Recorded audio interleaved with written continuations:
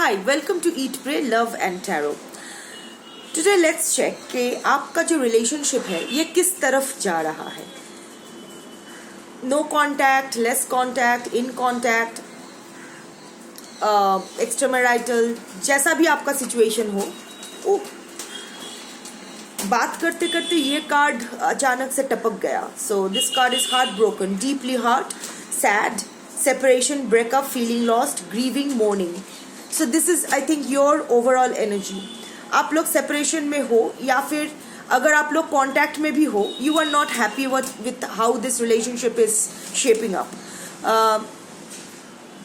Extramarital relationship हो सकता है. No judgement here. आप या आपके पार्टनर या आप दोनों ही मैरिड हो सकते हो. We are not judging here. मैं ये नहीं मानती हूँ कि शादी हो जाने के बाद आपका हार्ट लॉक हो जाता है और आप प्यार नहीं कर सकते हो. मौत और प्यार कभी भी हो सकता है.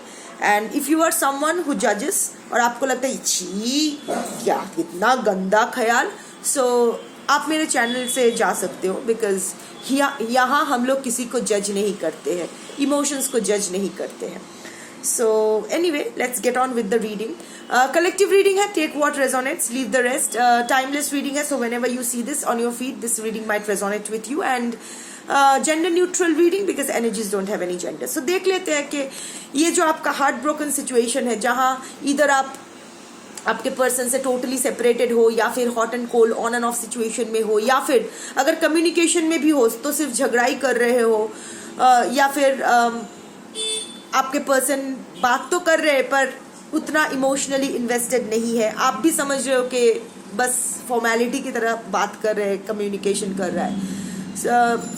आप बहुत ही हर्ट हो इस वक्त, बहुत ही सैड हो और आपको लग रहा है कि इस रिलेशनशिप का पता नहीं रहना चाहिए नहीं रहना चाहिए. एक तरफ you are so full of love for your person, you have given your self totally towards this person, emotionally, physically, psychologically, financially, spiritually, even socially and legally शायद. Anyway, so देख लेते हैं कि ये relationship आखिर किस तरफ जा रहा है. So take your and your partner's name together while I shuffle the cards. Healthy choices.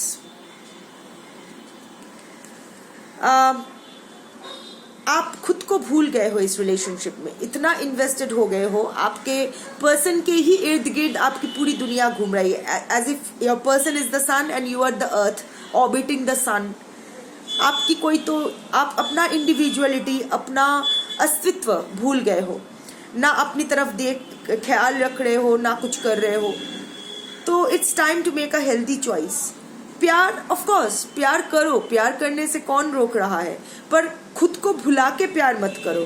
खुद इमोशनली इंडिपेंडेंट रहो, खुद अपना ख्याल रखो. आप अपना अगर ख्याल नहीं रख पाओगे तो किसी और का क्या रख पाओगे. और ये एक्सपेक्ट भी नहीं कर सकते हो ना, if you are hard on your self. अगर आप आपके साथ अच्छा नहीं बिहेव कर रहे हो तो आप ये एक्सपेक्ट भी नहीं कर सकते कोई और आपके साथ अच्छा करेगा. Charity begins at home and love begins with your own self. So पहले खुद को प्यार करो.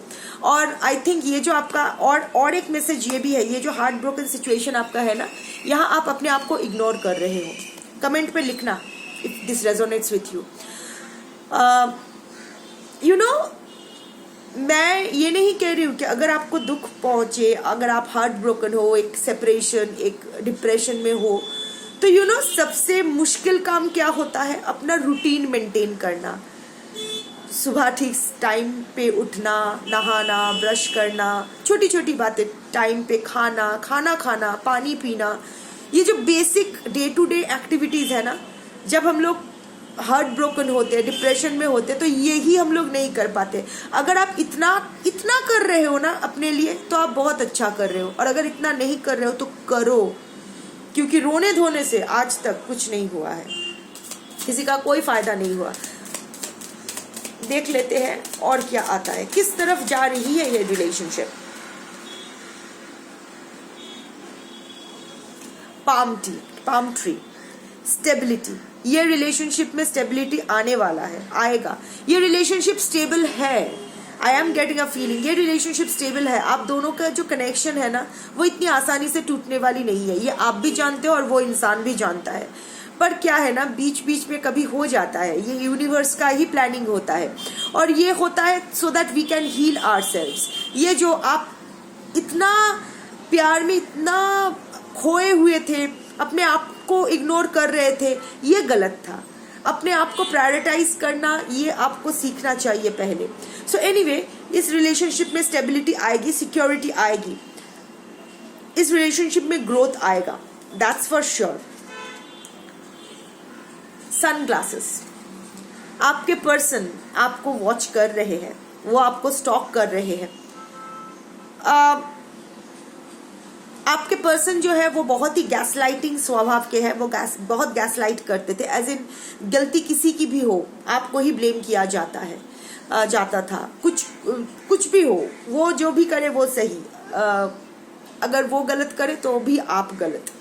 तो इस काइंड ऑफ रिलेशनशिप में है, पर फिर भी प्यार तो आपके पर्सन को है, ये तो इस रिलेशनशिप को ये छोड़ने वाला नहीं है।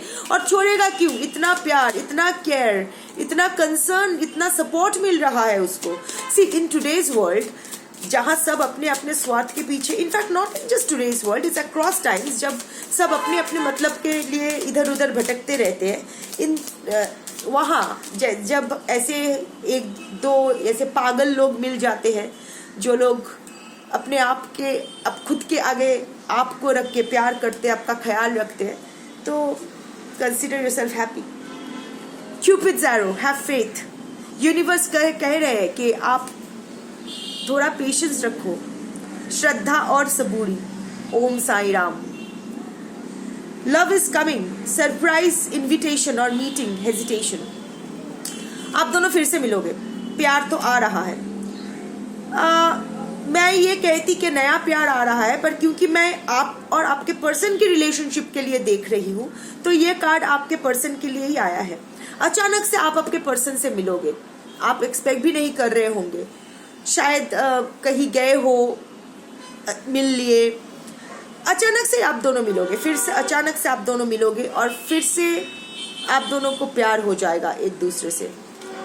बहुत झिझक होगी, वो भी आपसे क्लियरली बात नहीं कर पाएगा और आप भी नहीं कर पाओगे, पर उस झिझक से ही फिर से शुरुआत होगी।